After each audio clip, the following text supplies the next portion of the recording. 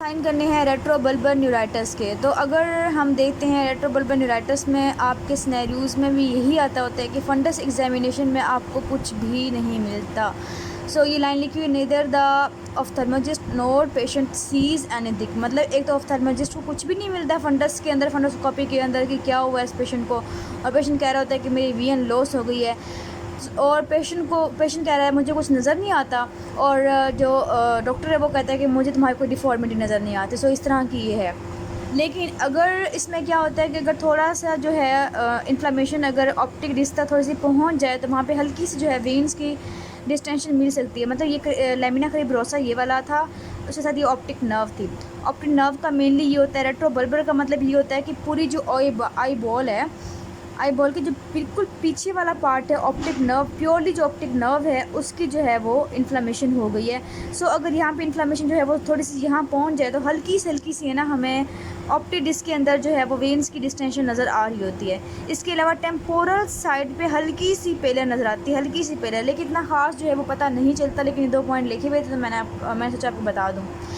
आगे ये है, मैंने बताया आपको कि रेट्रोबल्बर न्यूराइटिस के अंदर अगर हम उस पेशेंट को जो है सपोज करेंगे उसकी आइज़ हैं, ठीक है, तो उसका जो स्पीडी रेक्टस होता है वो इन्वॉल्व हो जाता है इसके अंदर इन्फ्लेमेशन के अंदर।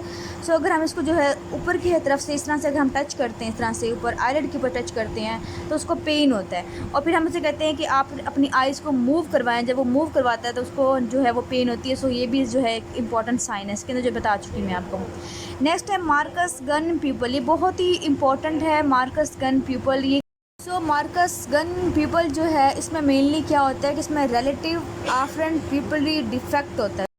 अब हम देखते हैं कि आखिर ये आफ्रेंट प्यूपली डिफेक्ट क्या होता है। आपका जो जितोई के अंदर एक चैप्टर दिया हुआ है प्यूपल वाला, प्यूपल के अंदर लिखा हुआ है एक टॉपिक आफ्रेंट प्यूपली डिफेक्ट। आपने वहाँ से एक दफ़ा रीड कर लेना है इसको, लेकिन मैं आपको समझा देती हूँ फ़िलहाल। पहले ये देखते हैं कि आखिर ऐसा क्या होता है, ऐसा कौन सा पाथवे है जो कि लाइट के अंटर होने से फ़ौरन जो है हमारी पीपल कॉन्स्टिट करती है। आपने इसके साथ ही अभी भी इसके साथ ही एक ये काम करना है कि आपके सामने कोई अम्मी अब्बू बहन भाई कोई भी बैठा है ना, आपने लाइट लेनी है अपने मोबाइल की या टॉर्च लेने के बाद आपने क्या करना है कि साइड से, उनके साइड से, टेम्पोरल साइड से लाइट लेके आनी है और देखना है कि आई का क्या रिएक्शन आता है। आप बड़े ही ईजीली नोटिस करेंगे कि जो पीपल है वो फ़ौरन से कॉन्स्टिट करता है। लेकिन ना सिर्फ वो आई कॉन्स्टिट, उस आई की जो है पीपल कॉन्स्टिट करती है, बल्कि जो हमारी दूसरी आई है वो भी कॉन्स्टिट करेगी, चाहे उसमें लाइट फॉल करे या ना करे। क्यों? क्योंकि फाइबर जो है वो क्रॉस करते हैं, क्रॉस करने की वजह से जो है वहाँ से एक आई से सिग्नल्स जो है वो दूसरी आई में जाता होता है। अगर हम यहाँ पे नोटिस करें, यहाँ पे देखें आप, यहाँ पे देखें ये लाइट जा रही है, लाइट जाने के बाद जो है ये कौन सी फाइबर जा रही है? ऑप्टिक नर्व जा रही है। ये ऑप्टिक नर्व जो है वो फाइबर लेके जा रही है, हम कहते हैं कि ये कौन सी हमारी आफ्रेंट फाइबर्स हैं। ले जाने के बाद ये लेटरल फाइबर्स हैं अगर तो वो डायरेक्ट जाएंगे, अगर मीडियल के हैं तो वो क्रॉस करेंगे। जाने के बाद ऑप्टिक याज़म से आगे ऑप्टिक ट्रैक बनाएंगे। ऑप्टिक ट्रैक के बाद जो है आगे जाके न्यूक्लियस में जाए, जिसे कहते हैं प्रीटेक्टल न्यूक्लियस कहते हैं, और साथ ही वो जेनिकुलेट बॉडीज़ भी बना रहे होते हैं। तो जेनिकुलेट बॉडीज़ बनाने के बाद वो जाएंगे न्यूक्लियस के अंदर, न्यूक्लियस के बाद जाएंगे एडेंजर वेस्टफेल न्यूक्लियस के अंदर। वहाँ जाने के बाद हमारी एक और नर्व को वो फाइबर्स देंगे। अब यहाँ ये ब्रेन में जाएंगे, ब्रेन डिटेक्ट करेगी, करने के बाद ब्रेन जो है वो सिग्नल्स देगी। अब सिग्नल्स जो है किसके थ्रू जाएंगे? वो जाएंगे हमारी थर्ड क्रेनियल नर्व जो कि होती है ओक्यूलोमोटर नर्व, वो लेके जाएंगे फाइबर सिलिक गैंग्लियन से होते हुए जाके वो सप्लाई करते हैं। किसको सप्लाई करते हैं? हमने पहले भी बात की थी कि जो पीपल को कॉन्स्टिट करवाते हैं वो पैरासिम्पैथेटिक फाइबर्स होते हैं, और पैरासिम्पैथेटिक फाइबर्स किसके होते हैं? थर्ड क्रेनियल नर्व की होते हैं। फ़ौरन से जो है वो जाके पीपल को, जो कि डायलेटेड था पहले, जैसे ही लाइट फॉल करेगी इसके अंदर वो फ़ौरन से जो है वो कॉन्स्टिट कर जाएगा, बिल्कुल छोटा हो जाएगा।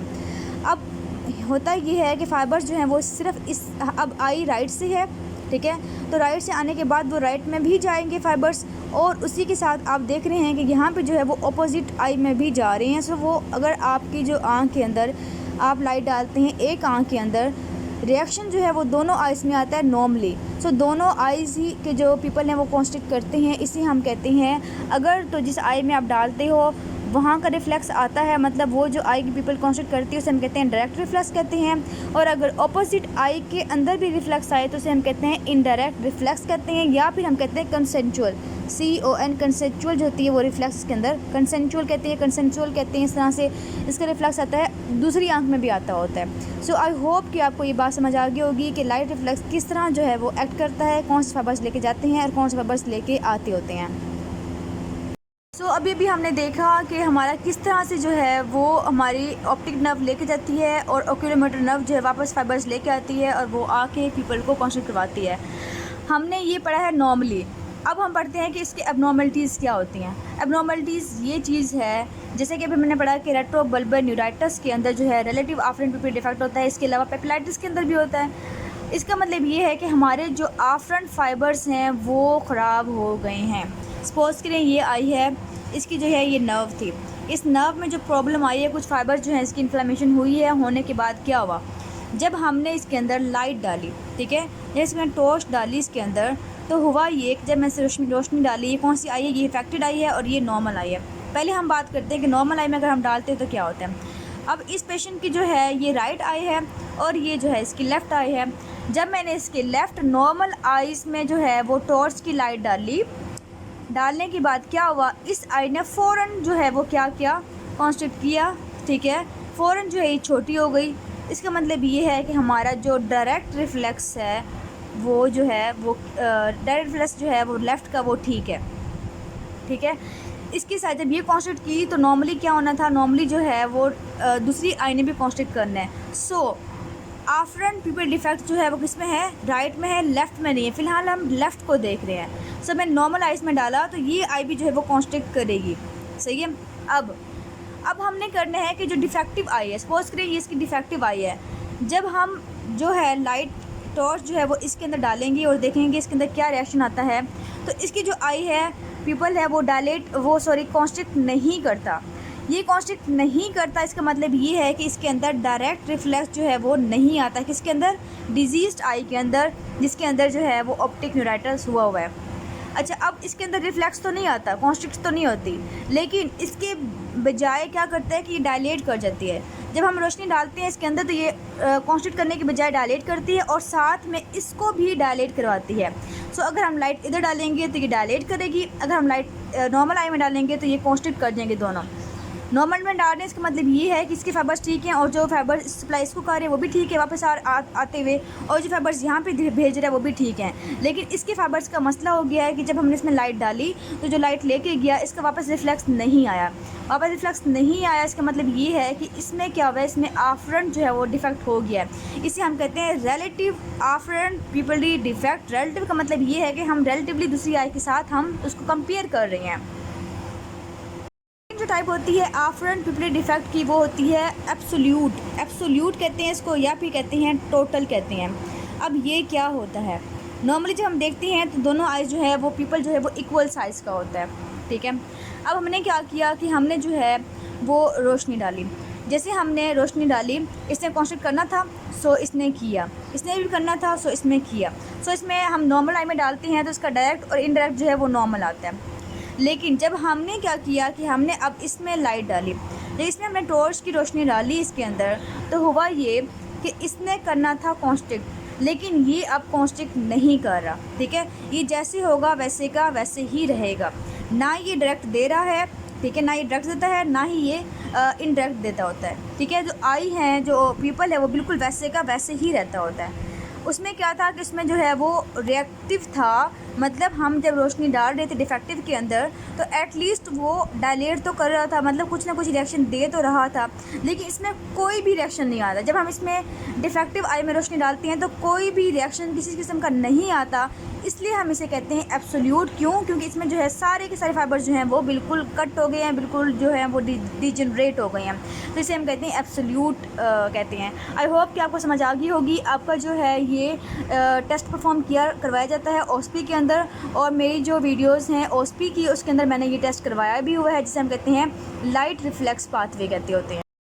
रिलेटिव आफ्रेंट पिपली डिफेक्ट का जो प्रॉब्लम वाली आए होते हैं उसे हम कहते हैं मार्कस गन पीपल, ठीक है, मार्कस गन पीपल कहते होते हैं। जबकि हमारी जो एब्सोल्यूट वाली आई होती है उसे हम क्या कहती होती हैं, उसे हम कहते हैं एम्यूरेटिक पीपल कहते होते हैं। सो ये आपकी बुक में लिखा हुआ है पीपल के चैप्टर में, आपने वहाँ से एक दफ़ा लास्ट में रीड कर लेना है।